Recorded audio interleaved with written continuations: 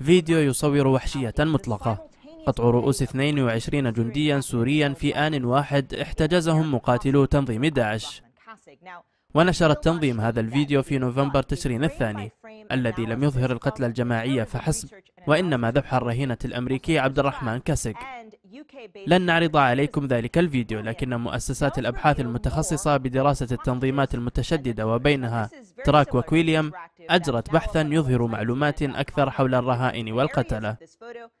وتم التعرف على أحد القتلة بالفعل، فهذا هو ماكسيم هوشارد، وهو فرنسي تحول إلى الإسلام، ويعتقد أنه ذهب إلى سوريا في 2012. ويظهر أغلب القتلة في الفيديو دون قناع، حيث يمكن التعرف عليهم بوضوح.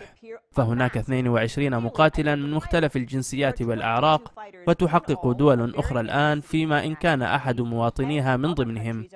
ومن بين تلك الدول بريطانيا وبلجيكا وأستراليا وألمانيا وماليزيا والفلبين. كل المقاتلين تحت إمرة هذا الرجل الجهادي جون، كما يعرف في الصحف البريطانية، وهو المقاتل المقنع ذو اللكنة البريطانية والمسؤول عن قتل الرهائن الغربيين. لكن ما يثير الاهتمام هو أنه ليس الشخص الوحيد الذي أخفى هويته. فإذا نظرتم هنا فسترون أن هناك 3 قتلة تم حذفهم من الفيديو، ويتم رؤيتهم فقط في المشاهد الانتقالية، ومن بينهم مقاتل مقنع آخر، وهو الوحيد بجانب الجهادي جون. لماذا يرتدي قناعا؟ وهل يعتبر بديلا للجهادي جون؟ هذا أمر يدرسه الخبراء.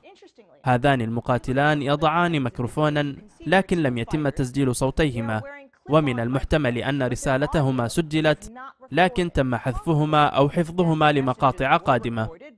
ويعتقد خبراء أن الأمر تطلب ما بين 5 إلى 6 ساعات لتصوير الفيديو.